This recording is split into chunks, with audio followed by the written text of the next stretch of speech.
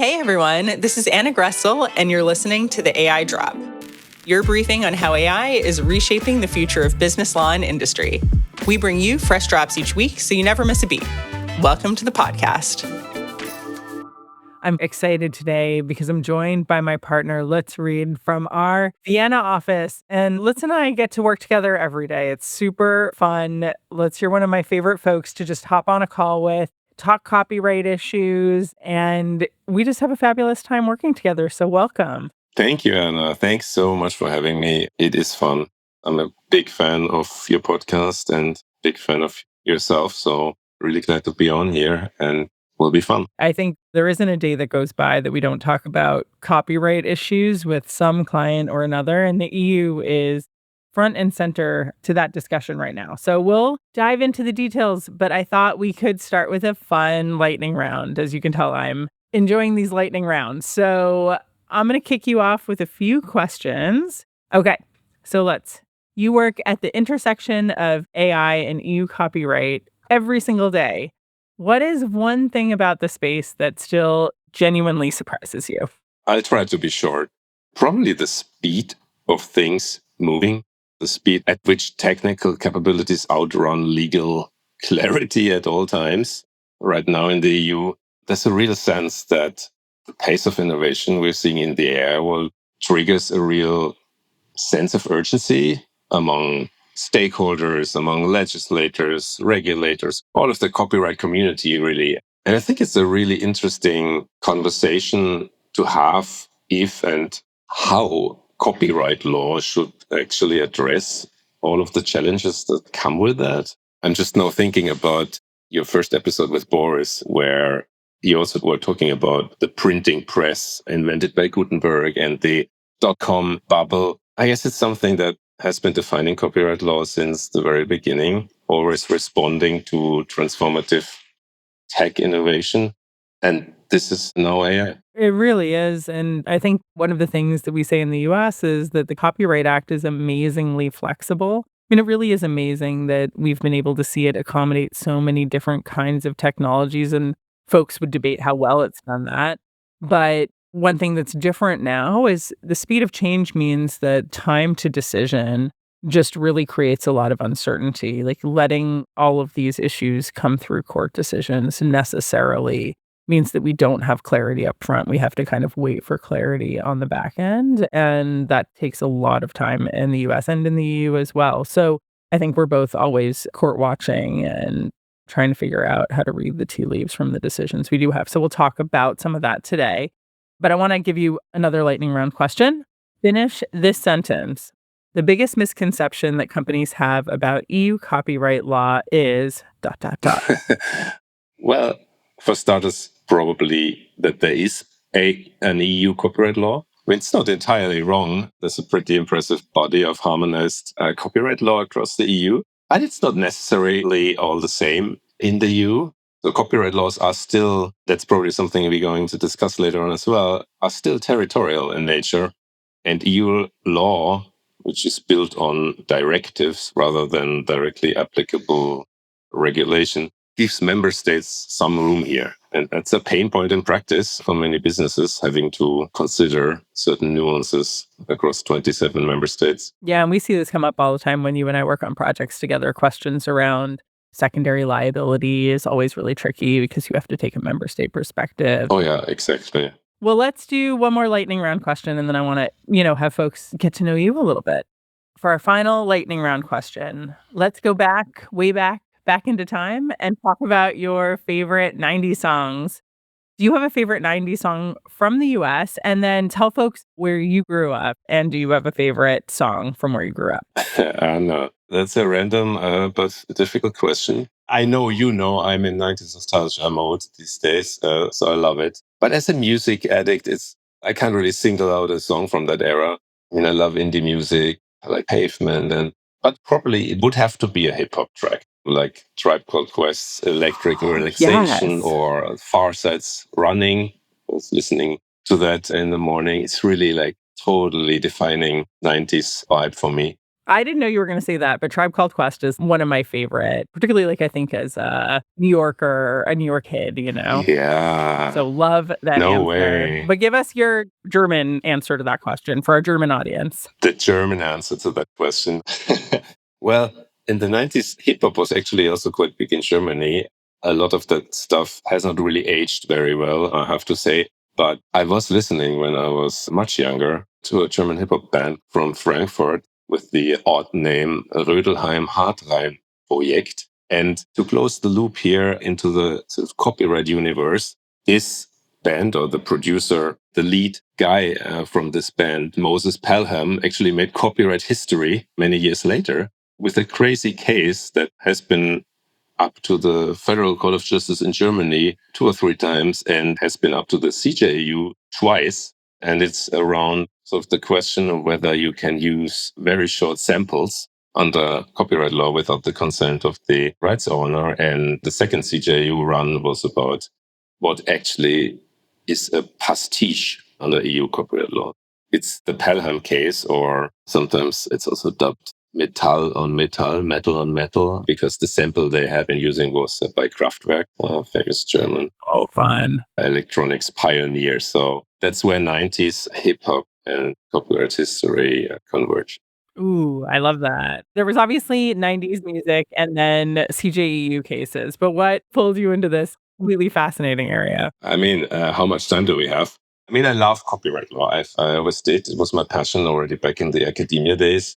I still remember when I did a master's degree in Canada a long time ago. This was sort of, you might remember, in the years after this whole overhaul of digital copyright law, thinking about DMCA, the InfoSoc directive in the EU was all based on the World Copyright Treaty and the TRIPS agreement. The years after that, all of that was fully implemented. In Canada, at least, there was a really interesting discussion going on about whether this has all gone too far. Where are the boundaries of copyright law?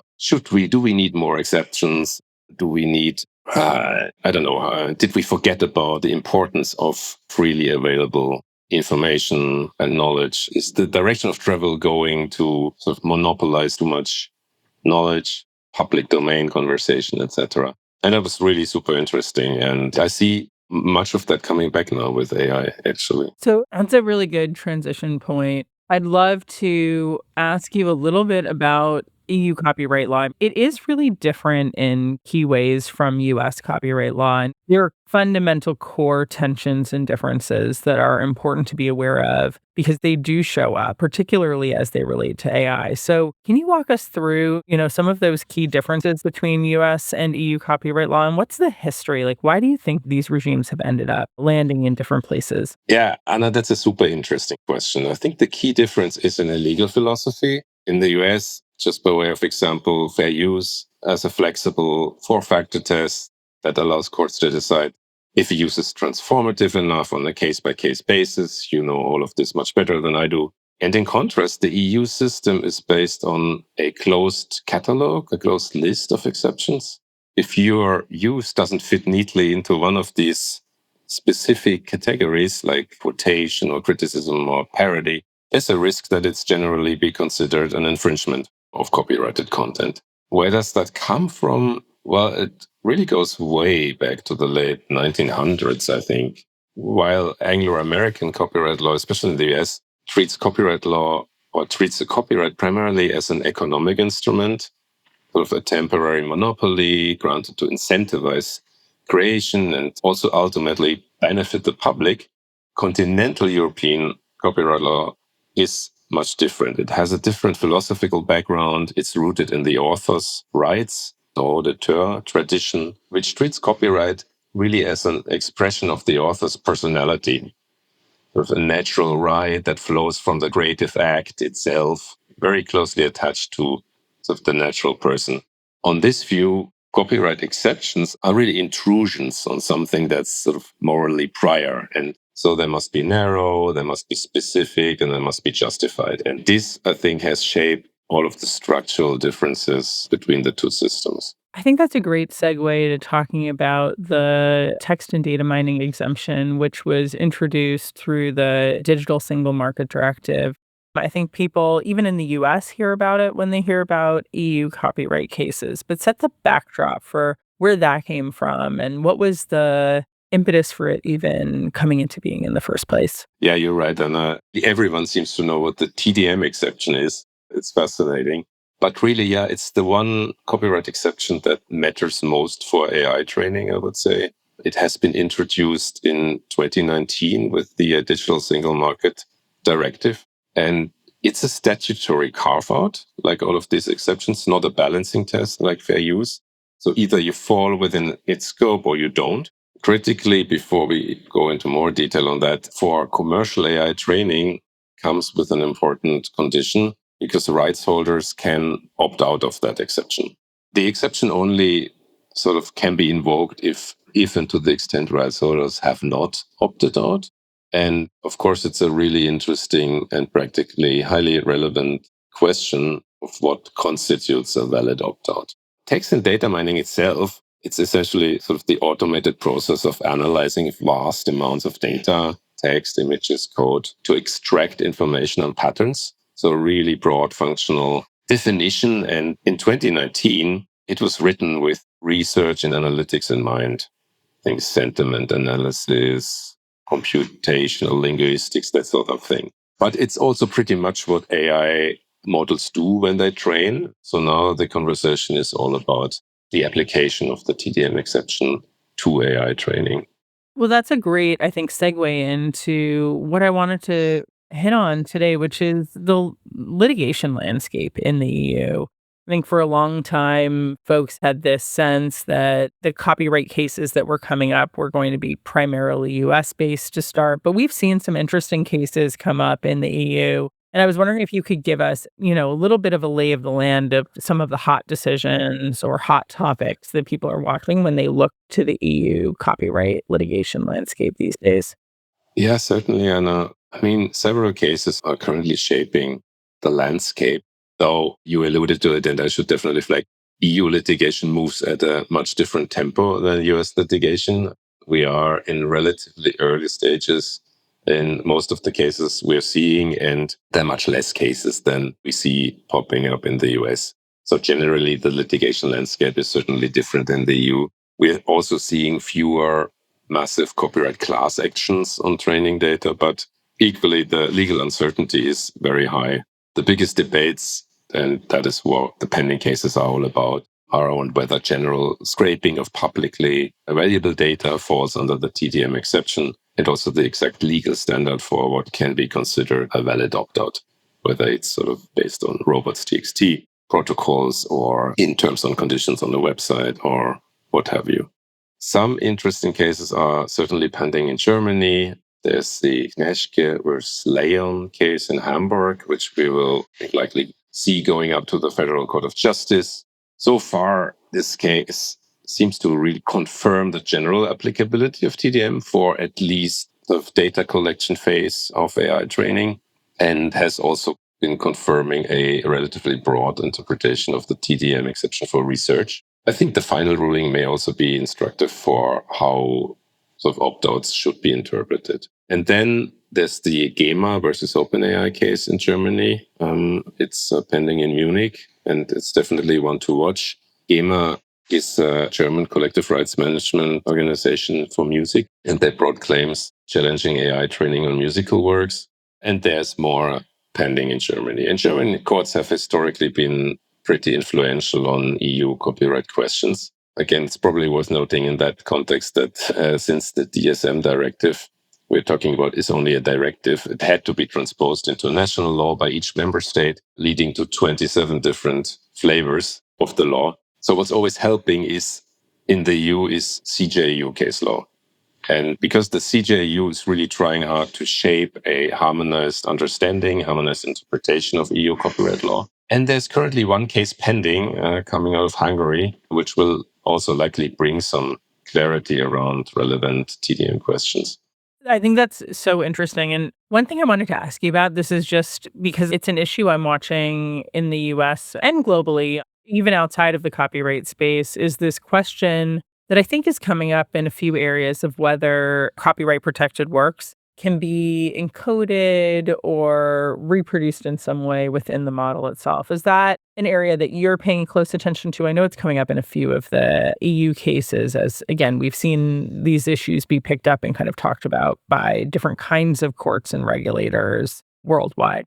I mean, there have been discussions, of course, there have been discussions on what really constitutes a reproduction that's copyright relevant within the whole AI training lifecycle. And it's a really interesting fundamental question that's not settled yet, whether and to what extent, the activities that we are seeing over the course of AI training, whether it's in the data collection phase, whether it's in the pre-training phase, or fine-tuning, post-training phases, whether and to what extent copyright protected works are actually reproduced.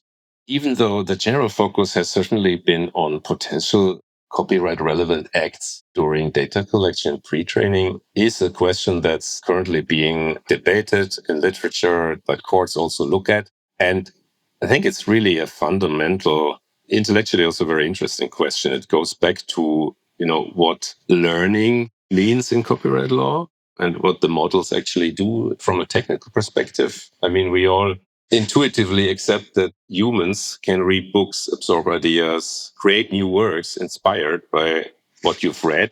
And that's not really regulated by copyright. So I think in the US, the buzzword is always ideas, expression, dichotomy. And we have a very similar principle under EU law.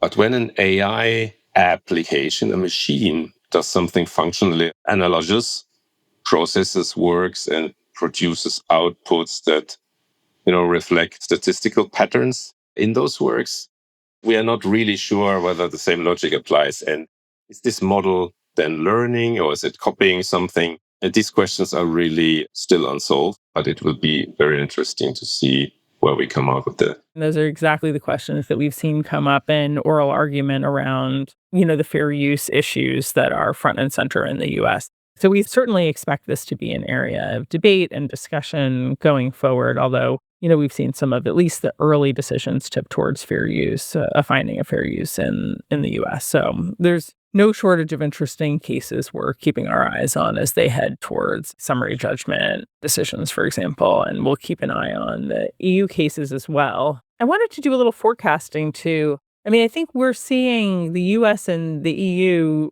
take different approaches to AI and copyright, or at least the structure of the analysis is often a little bit different for the reasons we've mentioned. But do you see these two different regimes converging over time? That's a good question. I would say, sadly, I would expect the two regimes to remain relatively distinct in their foundational philosophies for the foreseeable future. The EU with the DSM directive and now also the AI Act, which introduces a regulatory angle to traditional copyright law questions. This is definitely an approach that prefers legislative ex ante solutions, creating rules upfront rather than sort of focusing on judicial development, right, through fair use on a case-by-case basis. And I also see certainly now a geopolitical dimension to it. When going back again to the 2000s, where the significant changes in copyright law were introduced based on almost global consensus, driven by sort of international legal treaties like the Berne Convention, WCT, the TRIPS agreement, and so on. Now we are seeing a lot of really speedy domestic action, especially in the EU, where sort of we are talking about a review of the Digital Single Market Directive. We're talking about potential legislative changes and tweaks in the copyright and AI space. And then we also, of course, have the court decisions that are still pending and will provide some clarity, hopefully. But as you said earlier, this all takes time. Yeah, I think we're definitely going to be keeping an eye on it. And even at the member state level, it's been very interesting to watch, a lot of focus around copyright issues and around protecting rights holders while still wanting to maintain innovation in the economy. And that balancing act is one we not only see in Europe, but we see really worldwide as jurisdictions sharpen their focus on the kinds of policies that they want to implement. Lutz, I want to close out with a few kind of practical points. For companies out of the AI space that are tuning models or just using third-party models, What are the kinds of copyright issues that they should be thinking about? Is it on training? Is it on outputs? Say you're a financial services company or a pharma company or some other kind of company that uses AI but isn't the primary developer of the AI tool. Yeah, I would say take a holistic view on potential copyright risks across the life cycle of your product. And so I don't think it's a good idea to completely disregard any issues around the input data.